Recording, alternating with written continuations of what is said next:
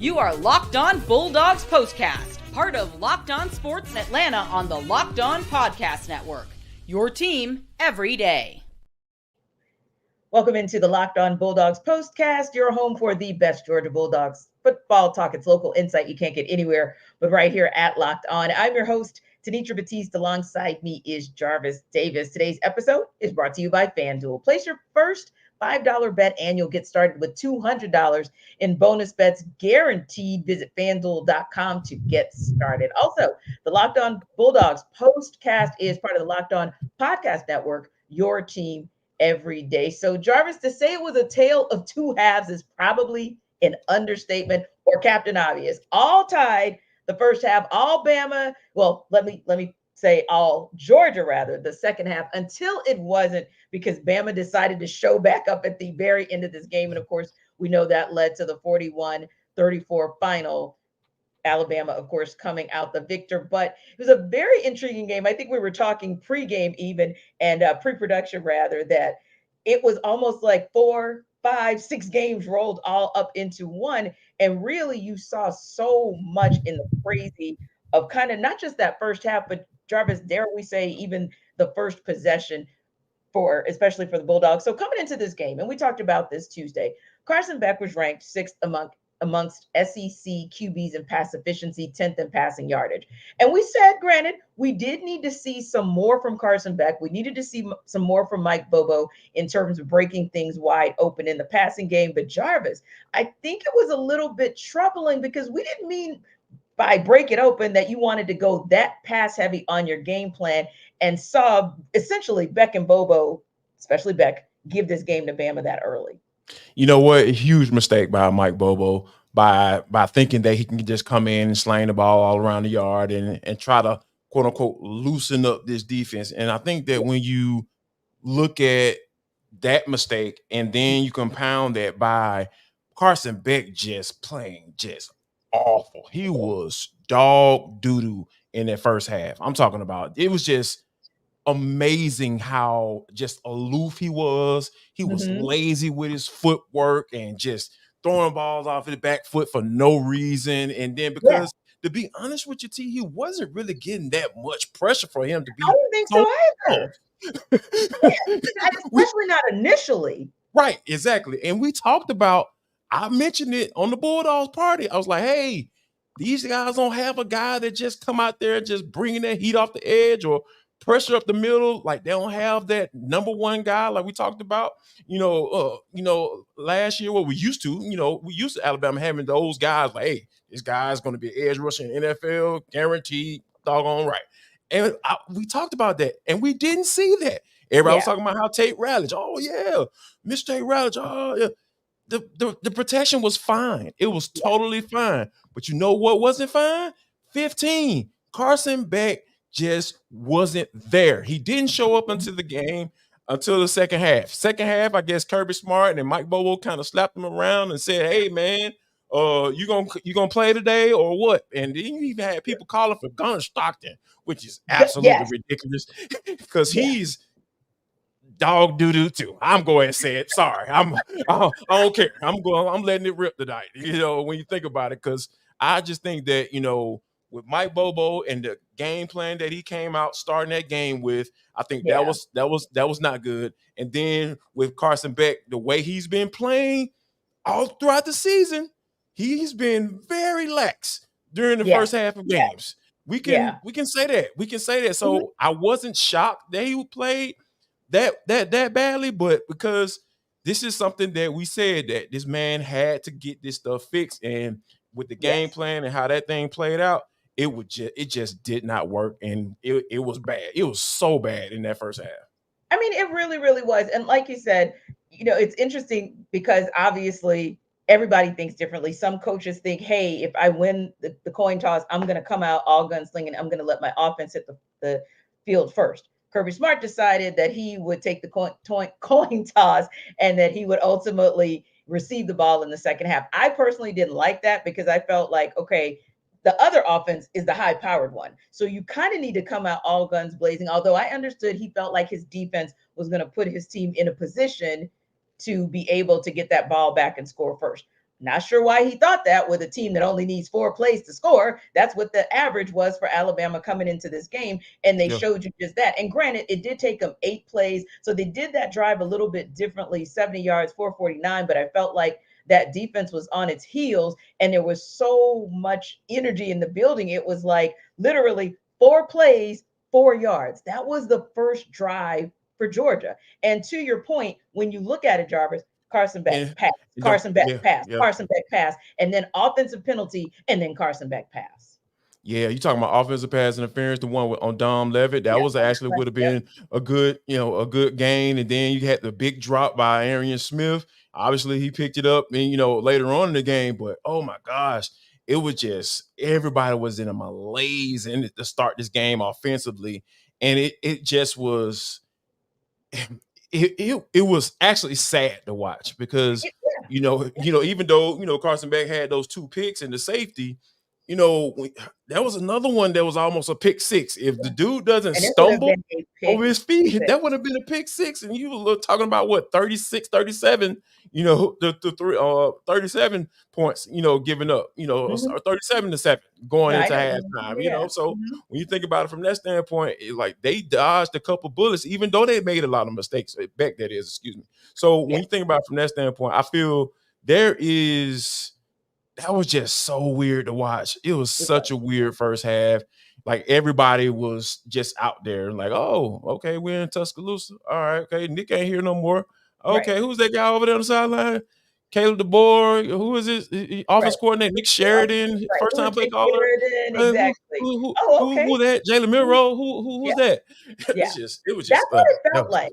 I think you used the perfect word, malaise, because that's what it felt like. It felt like this team was kind of sleepwalking through the first quarter, through the first possession, and then ultimately through the first half, as if this wasn't the number 4 team in the country that could put points on the board that literally and I want to talk about something else you mentioned when you were tweeting, but literally they played them almost like this team could not score at will. And I want to just say one thing though, that where I would slightly kind of disagree, and that is, no, to me, they knew exactly who it was. This is how they looked the last time that Alabama smoked them. It's like a couple games back, right? Where they just kind of walked into the first half and just thought, okay, because we're the more talented team collectively, we're going to beat this team out the gates. And it was like, no, this Alabama team came to play. And I kind of felt like that tonight. Like, I think you think that just because you're quote unquote the most talented team in the country, that you're supposed to automatically kind of walk over this team.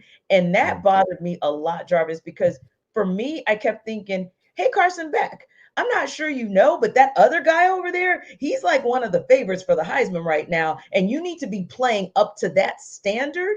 And I felt like he was playing up to down to the same standard that we had seen in the first 3 games. And that kind of troubled me as well. Let me just say this too. I felt like, how we always talk about the dog in players? I felt like the Tide had the dogs in them, no pun intended, but the dogs didn't bring any dog whatsoever, especially on offense. Yeah, it's just the mental aspect of Carson Beck. I think that it just wasn't there. And that's truly unfortunate when you talk about the magnitude of this game. You talk about you talking about Heisman stuff. You're talking about number 1 overall pick, who's the best quarterback in the SEC. Now, I think that, that question has been answered. It has been answered 2, 3 times, thrice times, specifically in that fourth quarter when the Bulldogs took the lead for 13 seconds. And Mr. Williams got that pass from Mr. Milroe.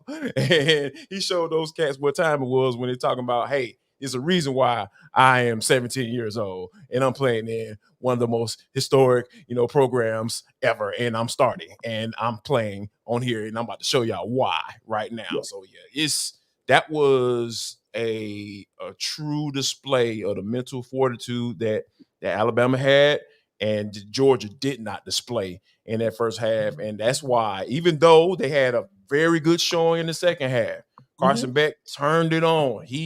I'm talking about 2 touchdown drives in less than 2 minutes. That is absolutely amazing.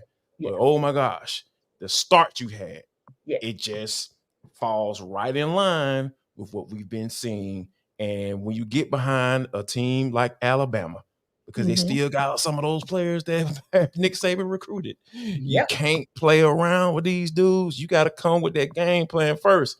Adjustments they made, Great. kudos. Yeah. Kudos to you. Mm-hmm. But that game plan was sus. Yeah. Yeah. And one more thing before we wrap up talking about the offense, I feel like the other piece that still remains unanswered. We came into this game knowing what Ryan Williams was. We knew he was wide receiver one We talked for about Alabama. him. Exactly. There was no question. But did we also talk about the fact that we hadn't seen yet a wide receiver one in that, we'll say, pass catcher room, because we know that Georgia has running backs that can catch, and we know they've got, tight ends as well. I don't know about for you, as good of a game as Arian Smith ended up having. Don't get me wrong, Dylan Bell also had quite the strong game. I still felt like the first half was also an indictment on just what we said, which is, where is wide receiver one? I still don't quite know. I think Arian Smith kind of distanced himself a little bit from everybody else, but I don't know if I am ready to anoint him wide receiver one, the guy that, when it's on the line, you knew Jalen Milroe was going to find Ryan Williams. I'm not sure that's been answered quite yet. Yeah, I would kind of lean towards the guy that I've been kind of pumping. Kobe Young, on that fourth down, you need a catch for the game to get a first down. If you don't get the first down, the game is over with there late in the fourth quarter on that last drive. Find your 6'3" dude. That was a bad ball right there at the end too. So I think that they have the one thing about Georgia, they might not have the guy that everybody can point to and say, hey, this is wide receiver one, but they do have guys that you can get the rock to and they'll make plays for you. I think Dom did that. I think Arian did that. I think Dylan Bell did that. I think Kobe Young came up with some big catches from, throughout this game. So I feel like you can't figure out who wide receiver one is. His quarterback head ain't straight. And his head's not straight. So I'm not going to put that on the wide receivers because they have capabilities. You know what I mean? But it's just that Carson is not consistent. And it's hard to figure out who your consistent one is if your quarterback is being questioned in the middle of the game, because people talking about Gunnar Stockton, being thrown in the game. That I will need to figure out who wide receiver one is. We need to figure out what this quarterback going on and where his mentals are. Yeah, and I would agree. And please understand, that wasn't me indicting the wide receiver saying they didn't show and prove that they were wide receiver one. I also want to put that at the feet of Mike Bobo, because I think at the end of the day, you should be knowing at this point. He called the plays. There it is. So that's where I was really going with that. Following up on you, piggybacking on it's your QB1 and your OC. They need to actually figure it out. But like you said, Jarvis, we did figure out some things tonight as far as one QB1 who outshined another QB1. We're going to talk about that on the other side. We'll go between the hedges.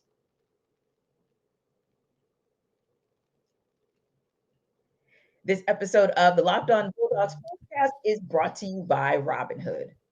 With Robinhood Gold, you don't need a silver spoon to eat up the financial favors of the 1%.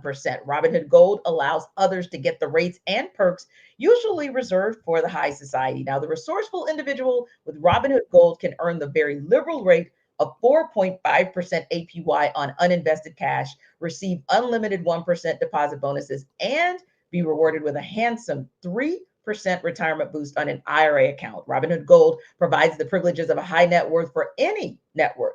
These generous benefits are now available for only $5 a month. The new gold standard is here with Robinhood Gold, so sign up at robinhood.com/gold. Now, terms do apply. For product-specific disclosures, visit robinhood.com/gold. Investing does involve risk, and rates may change, but gold membership is offered by Robinhood Gold, LLC.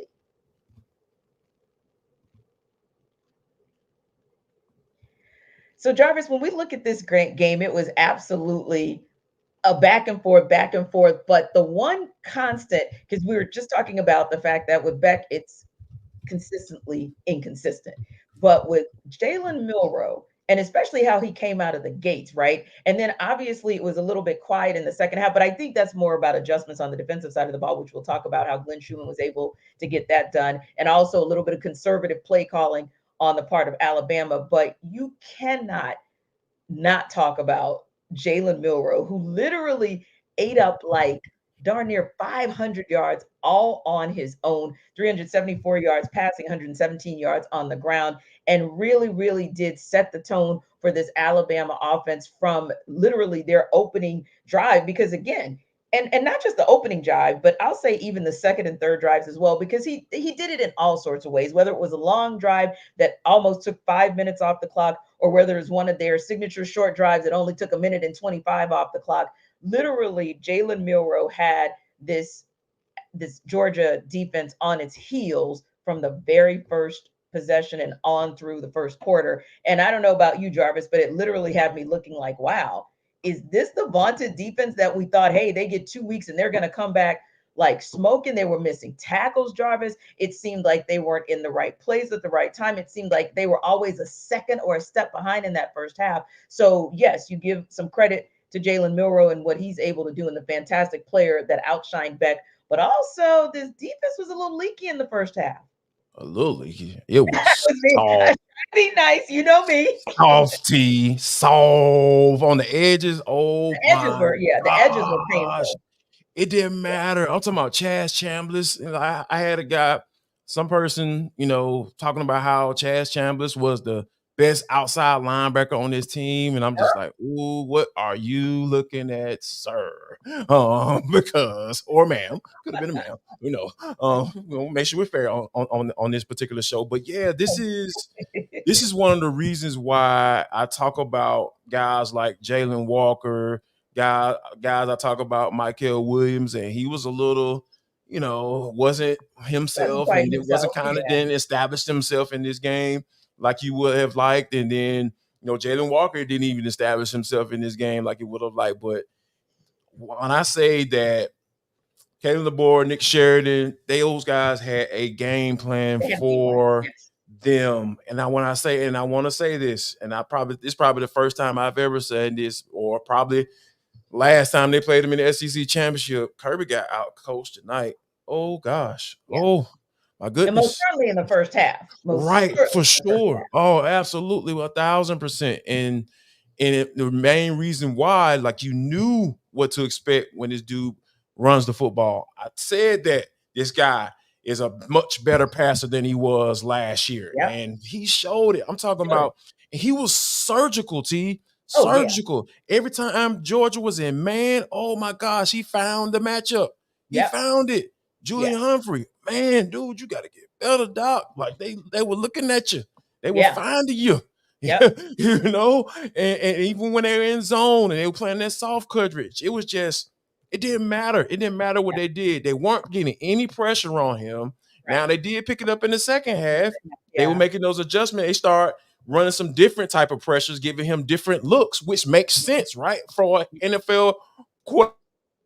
If he's going to the NFL, more than likely, you got to disguise some coverages because, Alabama show did it. They were showing too high, and then that doggone or showing single high safety. I'm talking about that dude was running his behind right up out of there, getting over the top and baiting Carson Beck throw the football. And of course he did, and it was a breakup, almost another pick. So when you think about it from that standpoint, Alabama respected the quarterback enough to be able to do that. For Carson Beck. So Georgia should have done the same thing. They didn't start getting a little exotic, start showing some different pressures, guys walking up, dropping back, guys walking up, going and then running the twists and stunts and stuff like that. You have to do that. You got to throw the kitchen sink at this cat. And they didn't do that until the second half, which tells me whatever reason, I'm not going to say y'all took these guys lightly, but you guys got exactly what you deserve in that first half. Yeah. And Jalen Milroe exposed this defense for what it was, because they have always been a little soft against, running quarterbacks. Yeah. And then when you add the pass element to his game, the improved element to his game, that's why he was just so surgical. That's the only thing I can say. He got his white coat. He had his white coat on tonight, T. And he was just carving those boys up left and right, and guys were open, and it was just, he was finding the right guy time and time again. Yeah, and always knew the pass to throw for his guy, and to me, there was a command, right? of the game. Like he knew exactly what he was looking at as far, and he rarely had to go to a second read, by the way. But when he did, right, rarely had to go to a second read. But when he did have to go to the second read, he knew how to do it, and it was so crisp. Like, and it was the mental piece. It wasn't just the physical, because I think we all knew that he was going to be an athlete that Georgia was going to have to kind of stand up to. I mean, we saw it in the SEC championship game last year, but I think you make a great point. Even the Jalen Milroe that you saw in that championship game last year and the Jalen Milroe that was coming into this game tonight, I don't want to say night and day, but darn near close to night and day. And so I feel like, yeah, I kind of feel like, and I hate to say this, I'm going to be like you, but I kind of felt like Kirby Smart and Glen Schumann kind of thought this was going to be that guy. Or I don't understand. And then I want to say something else too. I feel like sometimes, and hey, I'm not a coach, I get it, but I feel like sometimes you make that adjustment, and Kirby's great at second half adjustments, but what about in-game adjustments? And what about the preparation? You had 2 weeks, and USF kind of gave you a blueprint, and you kind of didn't use it. So that's what frustrated me as well, because I legit. Hear your boy out. Hear me out. Hear me out, right? Go ahead. So, and I even tweeted this out during the game. There was one particular time where it was a 3 wide receiver set. They were in the gun, and the wide receivers, I think it was Arian Smith, Dom Levitt, and I think Kobe Young. They were in the game. Those guys, they lined up wide, super wide, to the point where it was only like 6 guys in the box. And when you have 6 guys in the box, you're supposed to be able to win. And they actually ran it with Trevor Etienne. I was like, this is exactly what South Florida did. They spread those guys out. Because once you get all those guys in that box, a 7-man box, oh my goodness, it's mano a mano. You got to figure it out. And Georgia offensive line wasn't able to block those guys up in that first half. So when you take that aspect of it, you talk about preparation standpoint, I'm just like, okay, you had to have seen something that was working for you to actually run it. I'm telling you, it almost looked identical to what South Florida had, the way they lined up, where they had those wide receivers lined up out wide. And because at the end of the day, if you don't go out there, we're going to check and say it's going to be a little hot read. We're just going to get the ball out there and just have a long handoff and let the wide receiver do what he does. So they did. They lined up like they were supposed to, and they got some yardage. And because it was a light box, and I was just like, man, why don't y'all do that more? Or why didn't y'all start out that way? So yeah, it's you talking about Schumann, you talk about Kirby, you talk about Bobo, all of those different elements. I feel like kind of combine into this is you got outcoached. You got out-coached, and that's the only explanation I have for this, for the way this game turned out. It's just like you can't start slow against a team like Alabama, regardless if Nick Saban is there, because he left a lot of groceries in the cupboard. I meant to say groceries. There's a lot of groceries in the cupboard, specifically in that secondary. Those cats are young. Young. They were and you talk about outcoached, and there were some moments where I was like, man, they're outplaying players that we know are going to go NFL first round, maybe top 10. It got kind of scary out there. And when you know what's coming down the pipeline, how do you say you're going to bring them groceries to Austin? I know you can't speak my language. I'll help you out. So there might be some grocers in Austin that you may need to get ready for too. But listen, we are going to talk about that. And listen, this was a big game in so many different ways, but this wasn't the first big game. This was the first big game of the season, rather. But Jarvis, we know full well this is not going to be the last. So we need to talk about what's next for this Georgia Bulldogs team on the other side.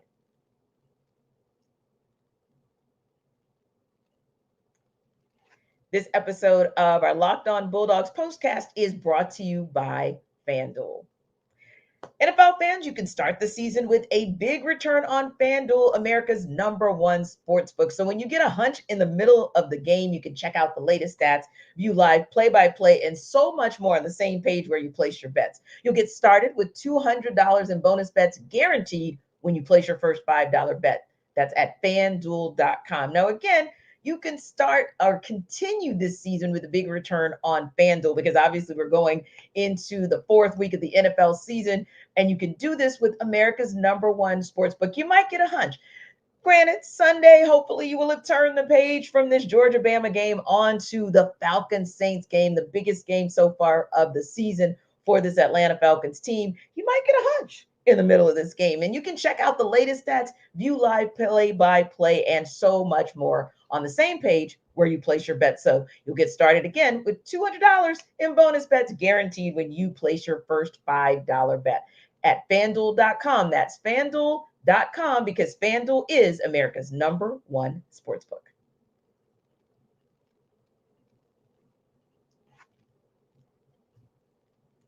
All right, Jarvis, somehow, some way, this was one of those games where it was literally Jalen Milroe or Carson Beck. It was Kirby Smart. It was Kalen DeBoer. It was Georgia. It was Bama. And the question that we asked on the Atlanta Sports Party, the Dogs Edition Tuesday was, who is it bigger for, right? And we also asked the question of not just who is it bigger for, but who was going to actually kind of level up and step up to where they needed to be. So we'll go back to rapid fire, but I'm going to ask you to caveat it a little bit, right? Put a little twist on it because the answers could conceivably be Milroe, DeBoer, and the tie.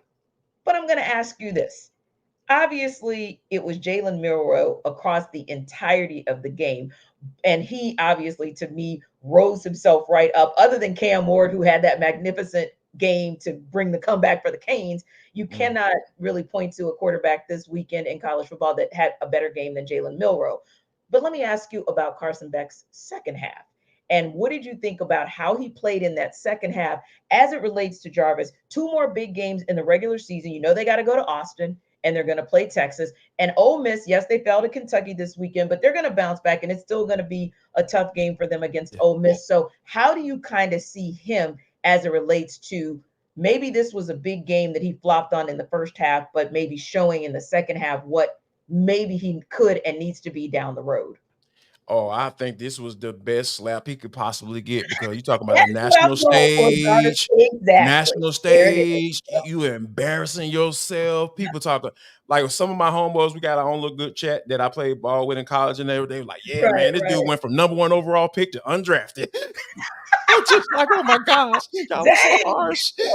Yeah, they were going absolutely in. And I'm thinking, and when you think about it, like a lot of times a lot of people weren't sold on Carson Beck being that guy, right? I felt like he had the talent, for sure. Yeah. Definitely. But it's just that, I've seen consistent inconsistency, like you mentioned, throughout this entire season, regardless of opponent. Like against Alabama, yeah, okay, people gonna struggle against that type of talent, right? It's probably closer to the NFL talent you're gonna get, from a week to week basis. But it was just the way he was doing, like footwork off, just bad passes, just putting your wide receiver in bad situations. My first read, and I'm not gonna look for anybody else. I'm just gonna throw it straight, and my eyes are not. Yeah. On a screen, T. On screen. I was about to say on a little screen. A little screen. Like, come on, man. The dude's getting blocked and he catches the ball. I was like, bro, who are you throwing the ball to? So it was just too many times that, I felt that, he was going through that. But to go from that, yes, and go into that second half and do what he did, like he had two scoring drives under 2 minutes apiece, and just slanging it, just throwing the ball, putting the ball where it needs to be.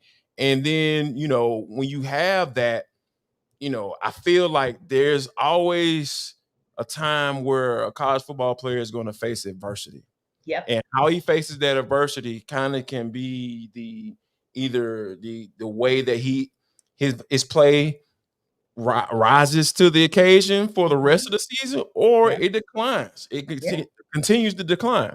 And then you will hope that, given how he played in that first half and then how he played in the second half, that he'll be closer to the player that played in that second half versus the guy that played in that first half, because we understand all of the consequences for him playing the way he did, because Georgia should have won this game. I remember talking to BG before the game. He's like, man, what are your thoughts?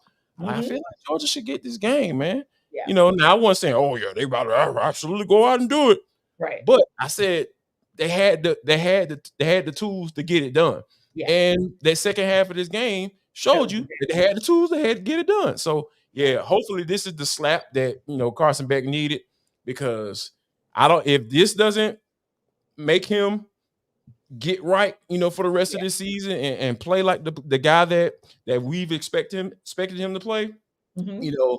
I don't know what's gonna make him play like that, play consistently. Yeah. I don't know. Yeah, exactly. And that's why I feel like I wanted to kind of go in a different direction, because where my mind went as well, because our host, co-host for the Tuesday show, was kind of in the background, and we were talking about the implications for those next games, if you will. And my first thought went to, he said, hey, I kind of need therapy. I said, well, I kind of needed therapy at halftime, but I don't need it anymore, because all I wanted to do was see. I mean, yeah, it would have been nice for them to pull out the win, but all I wanted to do was see fight.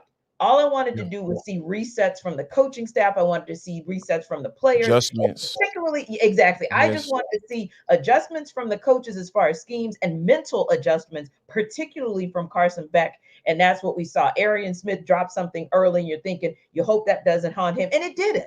It didn't. Mhm. So I think those are the things that made me think back, Jarvis, to 2021, where, Alabama, you got them in that, that SEC title game, but who came back and who got the last laugh? And that was Kirby Smart. This might actually be one of those same situations, which takes me to my next question for you. When we look at Kirby Smart and Kalen DeBoer, obviously, Kalen DeBoer, you walk away with the dub, but I think for the second half of this game, we cannot speak enough about how Kirby was able to rally the troops and work with, both sides of the ball, rally the troops and get his guys reset for a battle that literally came down to the final 2 minutes and essentially that final possession, if you will. And so I give Kirby a lot of credit for understanding the importance of you don't ever lay down, and probably looking at some of these pieces and knowing what that's going to mean when he travels to play Texas, when he travels to play Ole Miss, and potentially getting himself in position for, and this team in position for, the SEC title game. SEC title game, 12-team 12-team playoff. I'm playoff. telling you, T, All this of it. is like, regardless of who you were rooting for tonight, this was a game to watch. It was a game. It had everything. The drama, the back and forth, the adjustments, the coaching battles, the coaches cussing out the referees. Like Kirby and Kalen DeBoer was going slap in. You could read their lips. They just drop it all. Fans crying. Fans crying. Oh my gosh. Oh my God. I wish you would have been. I would have been mic'd up. I didn't want it to go over the air. I would have just let you hear it, because I was laughing hysterically at some of those people who were crying when Jordan took the lead. Just bless them. This is the type of, this is what makes you excited about college football. This is why, everybody complaining about the playoffs. If they all like this, sign me up. I want to see it. I want to see it. I want to see these guys earn their check, as far as the coaches and then players too now. Shoot, go, hey, go earn that NIL bread. Like, show me why you getting these 7-figure doggone NIL deals coming out of high school. Yeah, let's go. I want to see it. It was great. Absolutely great. And one more thing before we wrap up, we talk about this more on the pro level as opposed to the college level, right? Because you and I obviously cover the Falcons, and we talk about who's your daddy in terms of the O-line versus the D-line, but we won't go too deep into that. But my point being, when that 21-0 and then 28-0, I was like, oh gosh, this is going to be that who's your daddy conversation. Like Kirby's never going to get from under that if they get smoked. I think the second half allowed the Dogs not to walk away feeling like Bama's your daddy. Not the way this game ended. So I think that was important as well in terms of the mindset of Georgia as the number 2 team. That got knocked out by the number 4 team, but just to know, no, this ain't no who's your daddy situation. This is just a situation where You outplayed us first half. We outplayed you second half. Then you got us one more time, and that's why you walked away with a win. I also think that's something to build off of for the Dogs program. 1000%. You know, you talk about Kirby finding ammo in games. Oh, he got it. Oh, I love it. boy, if we could be flies on the wall, right? They're gonna hear it. They're gonna hear it. Yes. Oh, Kirby is about to use all he got stuff for the rest of the year. Oh, yeah, no question. The rest of the year. Yes. Every time you have a miscue at practice, hey, remember when you did that on the It's gonna be long, but it's the kind of thing, and you know better than most as a former player, that can really, you pick this up and you take this L the way you're supposed to, and this gets you a W when it really matters. Thanks for making the Locked On Sports your first listen of the day. Be sure to stop by the Atlanta Football Party, the Dogs edition, for your second listen, and be sure to like and subscribe to our YouTube channel. We're also free and available wherever you download your podcasts. We'll see you next time.